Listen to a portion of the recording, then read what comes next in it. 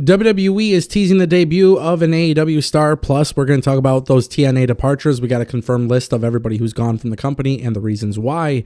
And then also Logan Paul, some very big news surrounding there. I got a scoop. I'm going to keep you in the loop. You already know what it is. It's the Ango Show.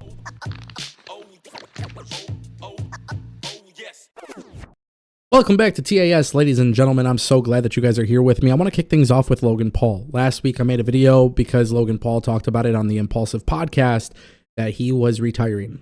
Yeah, that's not true. Logan Paul is going to be at the WWE Netflix kickoff event tomorrow. Also, I got a text message that said, hey, Logan Paul is not retired, but Logan Paul will be less active in WWE, and there is a major reason for that, and the reason is because he will be fighting Conor McGregor. Now, fast forward to today. Conor McGregor put out a tweet, and it appears that it is true. Conor McGregor announces the Logan Paul fight will be happening in India.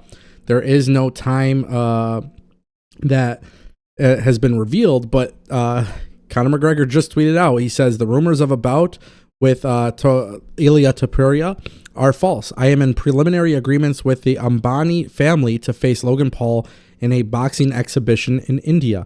I have agreed. I will then seek my return to the octagon. Now, what is really crazy is that Logan Paul is obviously... he's a tremendous WWE athlete, right? Like, he's a superstar in WWE. He does great. Whether you like him personally or not, from, you know, his athletic background to his character work, his podcast and stuff like that, Logan Paul is obviously a very big deal. Logan Paul and Conor McGregor should actually be a bigger deal. And quite frankly, I will probably watch the fight. But I'm not really interested in anything Conor McGregor has to do in 2024, 2025. Jake Paul responded to this. He says, now it all makes sense why Conor McGregor and his management team have been desperately trying to get MVP to negotiate for a fight between us. As we told them privately, and now I'm saying it publicly, the only way we're willing to explore me versus Conor in a pro boxing MMA fight is if Dana White and UFC are at the table directly or make it clear they are okay with discussions. Conor is washed. He needs the Pauls. Logan by however he wants. Jake Paul and Logan Paul are going to be very instrumental in building up this fight. Obviously for WWE, they're going to love it. Conor McGregor is a, former UFC champion, guaranteed Hall of Famer. Obviously he has a lot of controversy, but he is under the TKO umbrella, and Logan Paul is a WWE superstar. He is still active with the company, and there will be plans for him to be active with the company. Really the big question here is when the fight takes place, because obviously training camp, every fighter is usually different, but at least 2-3 months of training camp is a relatively good guesstimate. Obviously, Logan Paul can't be taking big WrestleMania matches or big matches in general that would put his fight with Conor McGregor at risk, largely due to the fact that the money for Conor versus Logan is going to be a lot. But I'm just not really interested in this anymore because Logan Paul is doing everything and Conor McGregor is doing everything but returning to the UFC. Logan's not returning to the WWE, in an official capacity just yet. So we'll see what happens. Okay, let's talk about TNA. Major departures. We've been talking about them. There's been a whole list that has been confirmed since our last video. So I do want to talk about this. Rhino, Trent Seven, Top Dollar, aka AJ Francis, Jay Chung, all gone from the company. Also, more departures are fully expected. Dave Meltzer was talking about this. There's a lot of people talking about this, but there was something that he said that I actually want to talk about. As much as I don't care to talk about Dave Meltzer, I think there is one thing that he said that has been confirmed, which I heard has been confirmed. But Dave says one of the many things that happened was a lot of the talent were asked to take pay cuts. Now, here's the thing. I did hear something similar to this. It started with Rhino, and Rhino was obviously the one who decided not to re-sign with the company. But basically what I've been told was that TNA is looking at restructuring their roster. Obviously, they have some major events coming up in 2025. They have the shows in Los Angeles and New York, which are big-time arenas. And, it's going to be really important that they sell out those shows successfully. It's going to be really hard to do that when you don't have Jordan Grace, if you don't have Josh Alexander, if he does leave the company. You're cutting your whole roster. Kushida is also gone from the company. These are things that are like a big deal because people watch TNA for their roster, right? Obviously, that's why they would watch. TNA is making these cuts. the reality is this, and this is one thing that I think a lot of people need to understand. TNA always restructures their roster. People aren't on these long-term deals. It's never been that way. It's been a long time. With Anthem, at least, it hasn't been that way.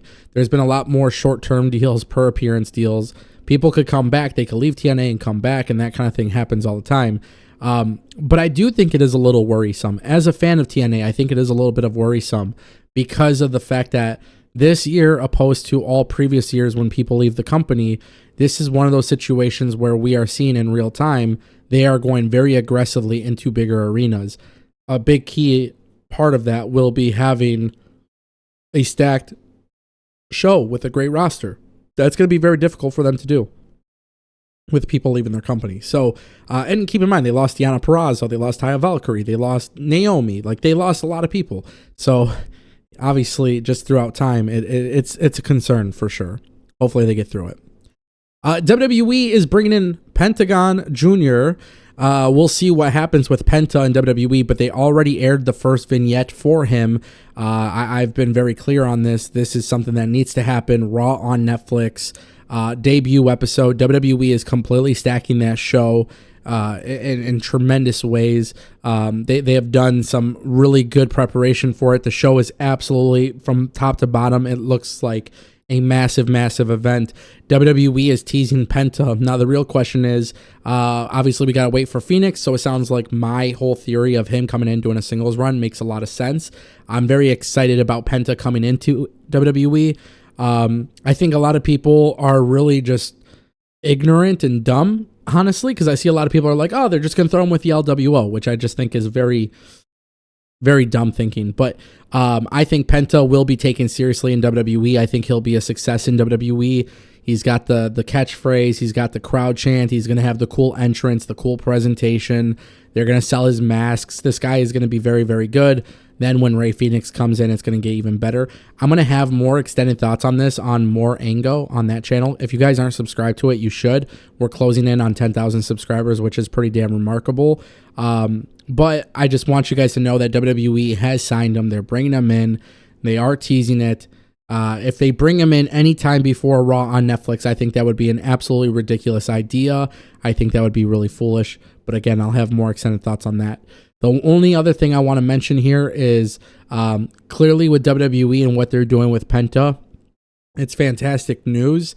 But with Tony Khan keeping Rey Fenix in the company for a while, this is really WWE's chance to play around and see if they look at, both guys as singles competitors or tag team. And if Penta has a lot of mainstream success as a singles guy, then things could all change. Anyways, guys, that's the Angle Show. Thanks for watching.